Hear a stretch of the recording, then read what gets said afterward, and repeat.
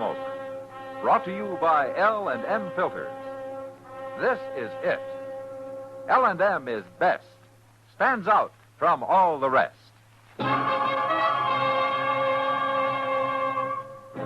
Around Dodge City and in the territory on West, there's just one way to handle the killers and the spoilers, and that's with a U.S. Marshal and the smell of Gunsmoke.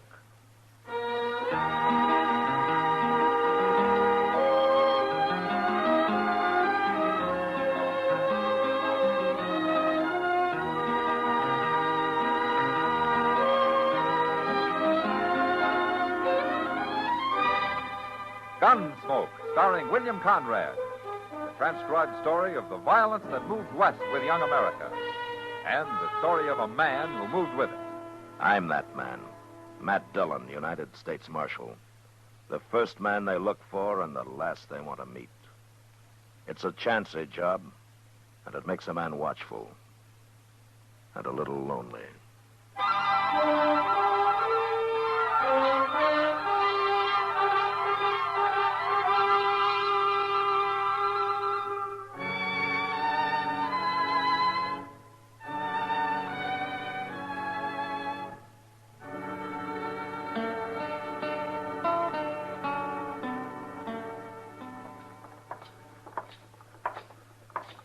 They're getting off stage already, Mr. Dillon.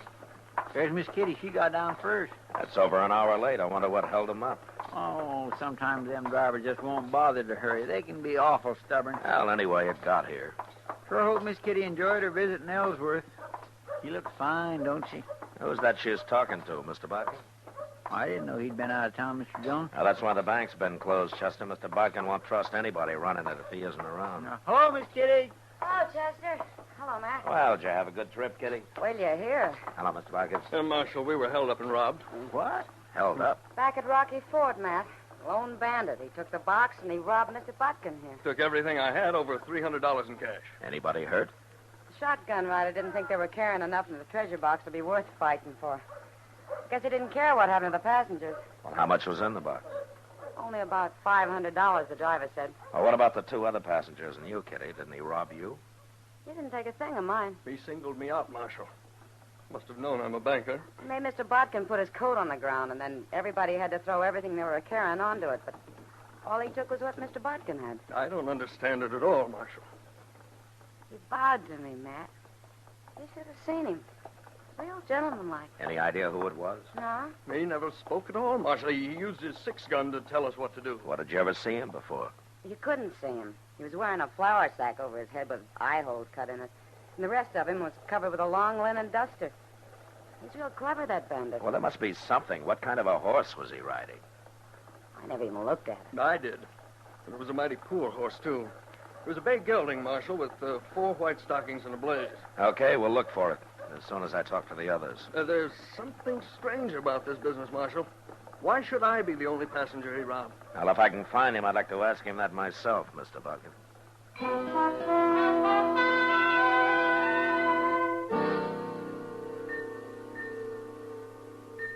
Neither the driver, nor the shotgun messenger, nor the other 2 passengers, who turned out to be a couple of homesteaders, could give us any more information on the bandit. So Chester and I saddled up and rode out to Rocky Ford. We found nothing there. About a half a mile further on, we spotted the bay gelding, standing alone and unsaddled. I put a rope on him, and then we got down to stretch our legs and take a closer look.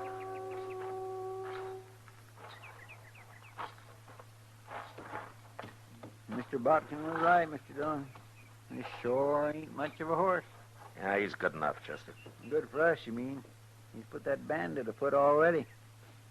Hey, Chester. Hmm? Come here. What? Hey, look at that brand. What? That's old man Miller's lazy am. That's Miller's horse, not the outlaw's. Nobody but a fool would ride a crowbait like that to hold up a stage, and this man's no fool. Well, but everybody saw him on this horse. He borrowed him, Chester, just long enough for the holdup. That way nobody saw his real mount. Well, now, ain't that smart? He head out that way? Yeah. Toward the river. Hell, I'm not even going to follow him. You're not? Now, once he hits the river, he'll swim downstream to a cattle crossing, and his tracks will be lost. And he's got about a 4-hour start on us anyway. Looks like he's going to get clean away, don't it? Chester. Hmm?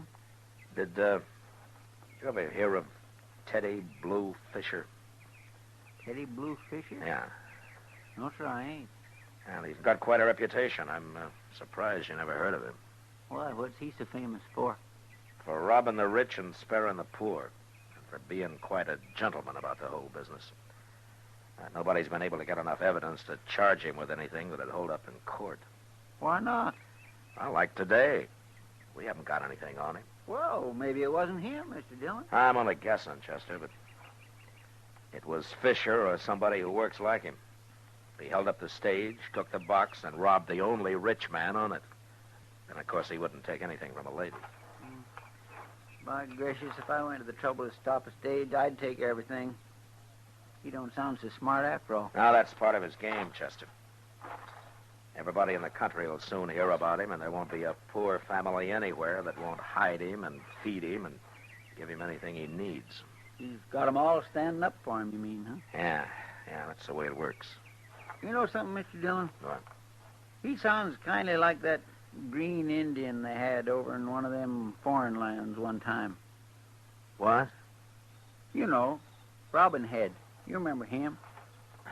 Robin Hood, Chester, and he wasn't an Indian. Yeah, but you're right. Teddy Blue Fisher works exactly the same way. Yeah, and outside of pure luck, I don't know how I'm going to stop him.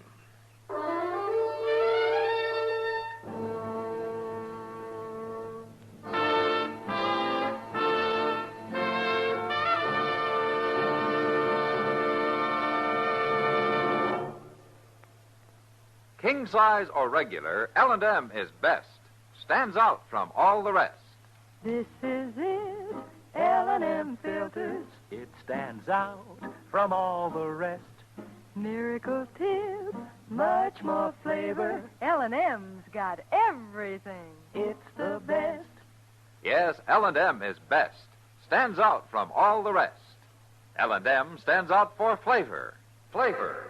Flavor. The miracle tip draws easy. You enjoy all the taste. L&M stands out for effective filtration.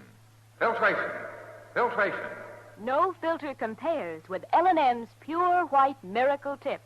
L&M's got everything. It's America's best filter cigarette.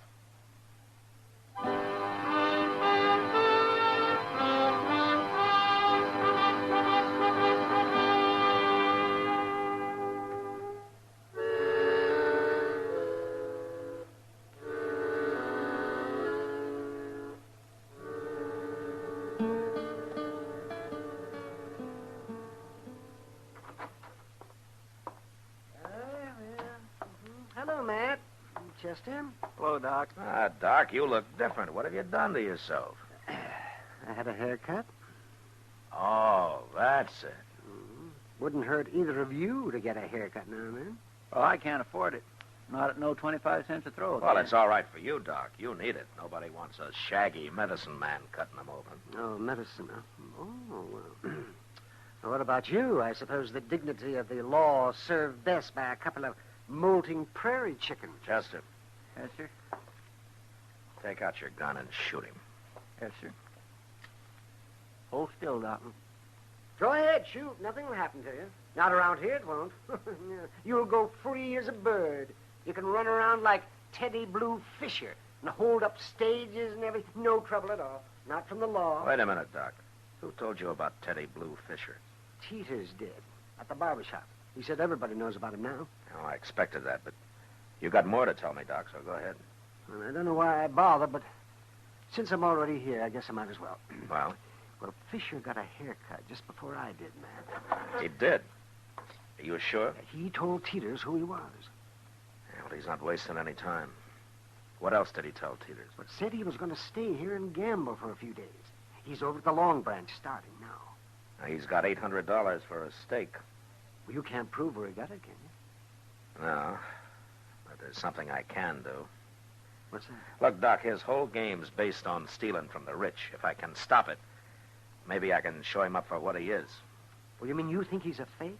Now, did you ever hear of any outlaw admit he's nothing but a common thief? And a thief will steal from anybody, Doc, rich or poor, if he has to. Well, how are you going to stop him, man? Well, for one thing, I'm going to put 2 shotgun men on every stage that goes out of here. Men that'll shoot. Oh, that's a good idea. That's a good idea. Oh. But I hear Fisher's quite a gunman himself. Yeah, I know, Doc. I'd throw him in jail without evidence, but it'd only make him a martyr, and people would think more of him than ever. Now, I got to outsmart him somehow. If you can. Yeah, if I can.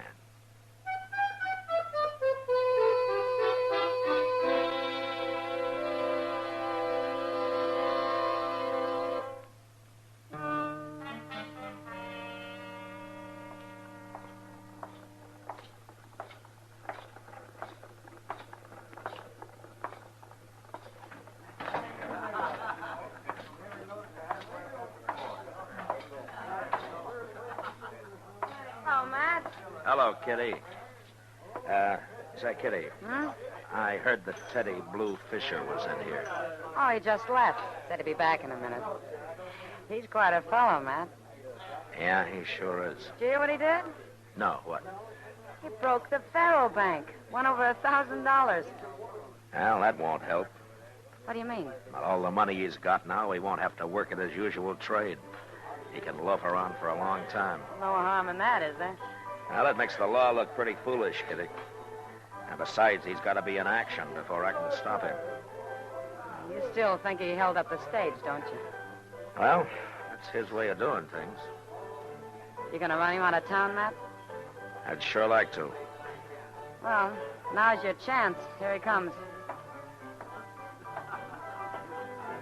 Fire that drink now, Miss Kitty. Well, there's a man here who wants to meet you first.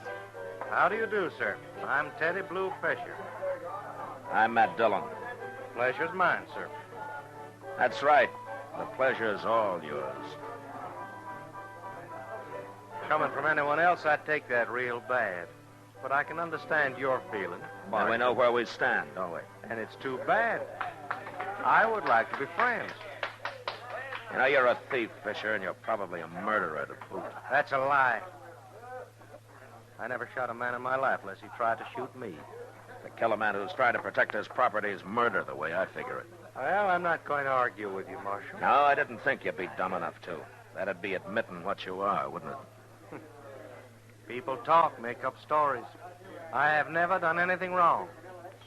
How long are you planning on staying in Dodge? Well, Marshal, I never planned. But I'm living pretty well in Dodge. I kind of like it. Yeah, so I hear. Only trouble right now is finding somebody willing to buck me gambling. My luck's been showing too much. Well, I'm sure you'll find somebody, Fisher. I thank you kindly, Marshal. I hope to. That reminds me, I want to talk to a man over there about it. Miss Kitty, if you'll excuse me, I'll be right back. Sure. Oh, I'll buy you a drink, too, Marshal. No? Then some other time. Kitty. Huh? I want you to do something for me. Yeah, You know Vent Butler? of course. Okay, now, when you're talking to Fisher, tell him you think maybe Vent will buck him at Faro. Tell him Vent's the one man in Dodge who's got the bankroll and who's enough of a gambler to try it. Well, Matt, you know since Vint went straight, he's barely made enough to live on. Well, don't tell Fisher that. Well, I don't understand it, but I'll do it. Thanks, Kitty. I'll have Vent here in about a half hour.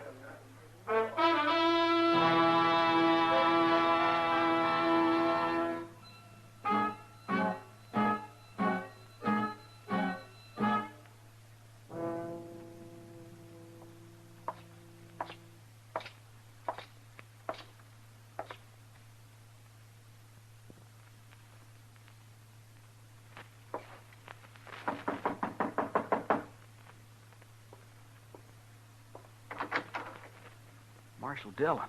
It's okay, Vent. Now, Marshal, I ain't done a thing. Now, don't start shaking, Vent. No, it ain't that. You surprised me. Well, I think I'm going to surprise you more. But let's go inside, huh? Sure. Come on in. Vent, you remember what happened a year ago? I sure do. But, Marshal, I kept my word. I swear I had. Well, as far as I know, you have, Vent. Good, you had me worried there. You remember I told you that if you went straight and quit dealing crooked, I'd give you a chance? You could have put me in jail the way things were, Marshal. Now, you're the most accomplished man with cards I ever saw, Vint. No, not anymore. I'm no better than any other man now. Tell me something. You know how to win dealing faro? Oh, I used to take 'em something fierce at Faro. It was slaughter. How much money you got, Vint? A couple of hundred. Why? Is that enough for you to take about 2,000 off a man? 2,000? Dealing crooked. You been drinking or something, Marshal? I'm asking a favor of you, Vint. Well, you really mean it, don't you? Teddy Blue Fisher. What? Kitty's setting him up for you at the Long Branch right now. You go down there and take him. And when you've done it, you come back to my office. I'll be waiting for you.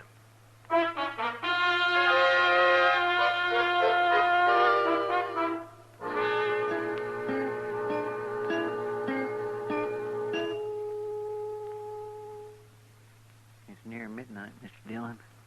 Yeah, Vint must be rusty. Maybe he's taking his time so as to get the full pleasure out of it. Now, he better take his time. If Fisher catches on to him, there's going to be trouble. Want me to go over and see what's happening? No, we better stay out of there, Chester, both of us. Yes, sir. Here comes somebody.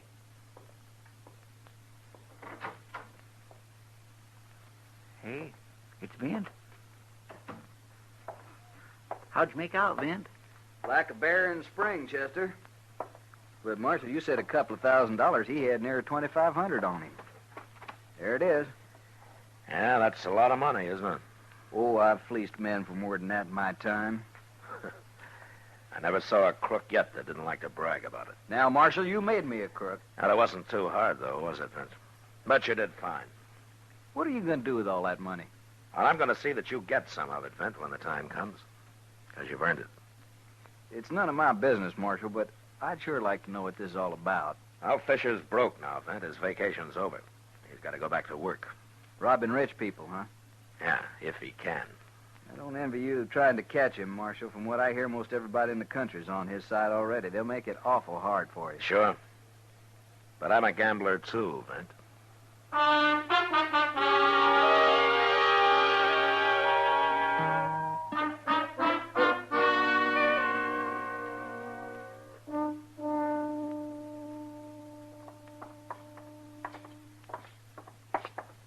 By gracious, if I owned a bank, I'd want it busier than this, Mr. Dillon. Well, I wouldn't worry about Mr. Bodkin, Chester. He makes money even when it's closed. Oh, wait here, will you? I won't be long. Okay, sir. Oh, hello, Marshal. Come in, come in. You wanted to see me, Mr. Bodkin? Well, I couldn't get away to come tell you, Marshal. I thought you'd like to know right away. Oh, know what?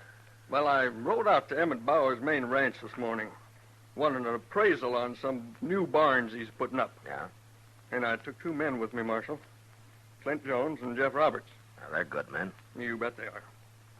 That same bandit, Marshal, with the flour sack and linen duster, tried to surprise us at Twin Grove. Oh, what happened? Well, he put a couple of rifle shots near us from about a quarter-mile away.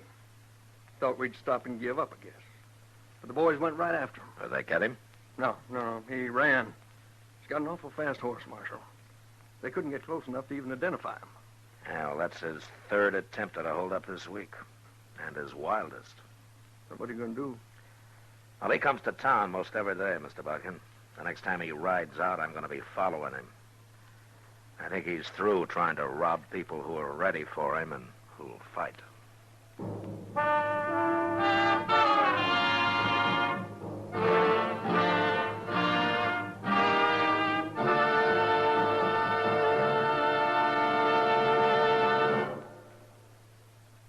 L&M is best, stands out from all the rest.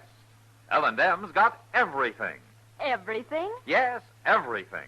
L&M stands out for flavor. The miracle tip draws easy, lets you enjoy all the taste. And L&M stands out for effective filtration. No filter compares with L&M's pure white miracle tip for quality or effectiveness. L&M stands out for highest quality tobaccos, low nicotine tobaccos, L&M tobaccos, light and mild. L&M's got everything. Everything? Yes, everything. king size or regular. It's America's best filter tip cigarette.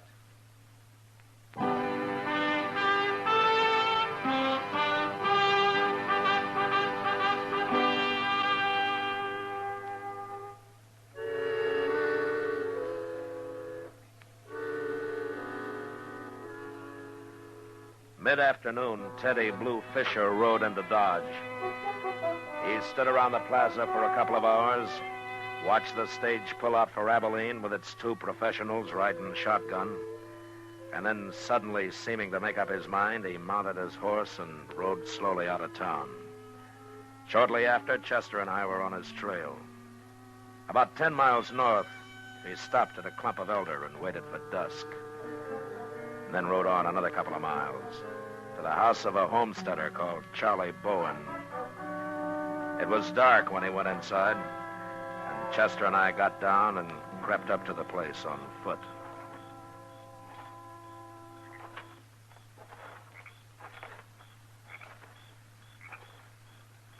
What do you think he's doing here, Mr. Dillon? We'll find out. Maybe they're feeding him. He's been so doggone broke all week. Yeah, maybe. Now, hold up a minute, Chester. What is it? You see where he tied his horse? Yes, sir, he's over behind that wagon. Well, we'll just make real sure of Teddy Blue Fisher. You go over there and unsaddle his horse, Chester, and then slip his bridle off. Yes. But don't scare the horse into making a lot of noise. Oh, I'll lead him off a little before I turn him loose, Mr. Dillon. Good. I'll be up by the window nearest the door there. All right, sir.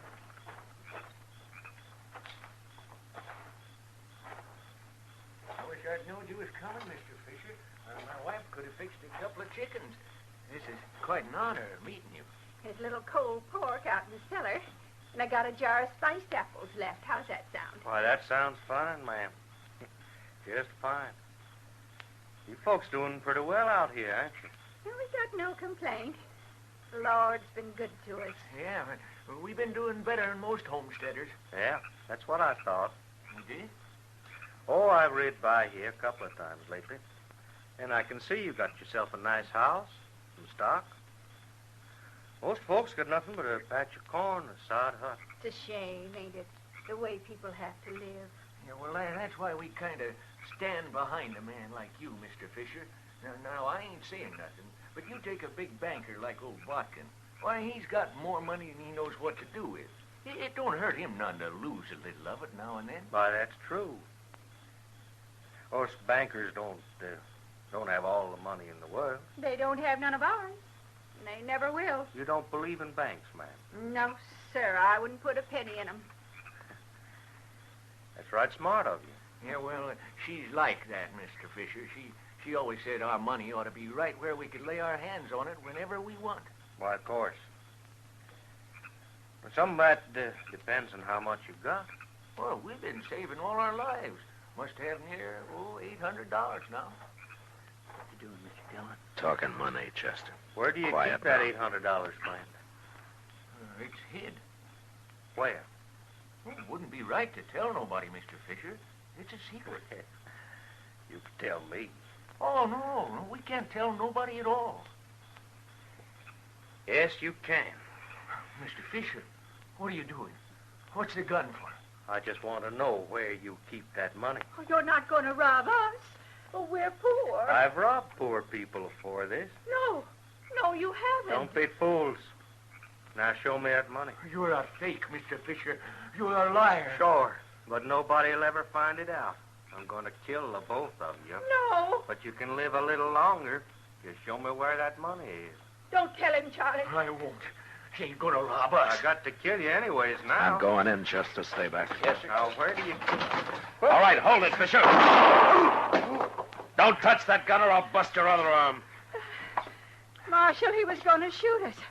He was going to kill us. Now, what's the matter with you? I was joking. Marshal, you had no cause to shoot me.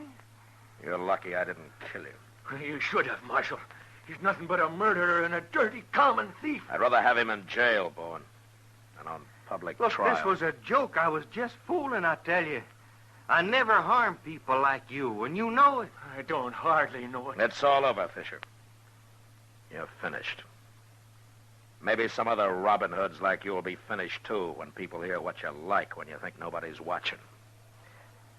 Chester, go tie up his arm. He's too valuable now to bleed to death.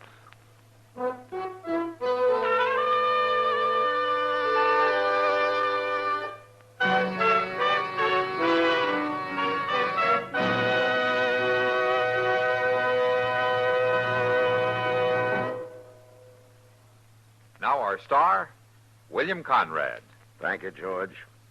Today, there's one filter cigarette that stands out from all the rest. L&M stands out for flavor, for effective filtration, for highest quality tobacco. L&M's got everything. That's what makes it America's best filter tip cigarette. Try L&M's king size or regular. I know you'll go for 'em.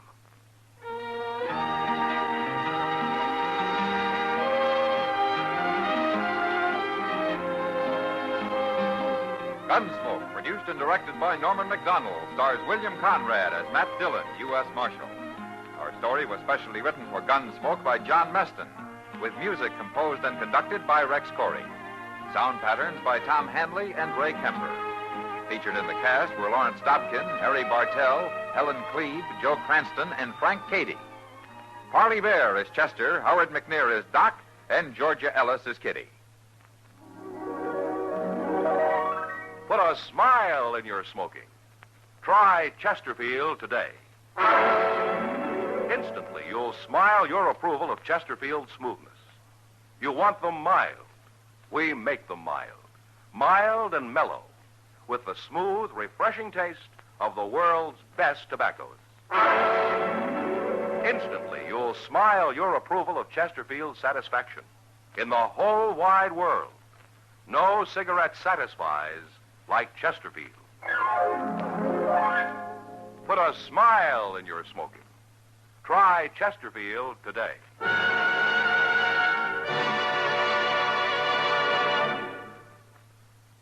The current issue of TV Radio Mirror carries a feature story on Gunsmoke, complete with pictures of Matt, Chester, Doc, and Kitty. It is available at your local newsstand.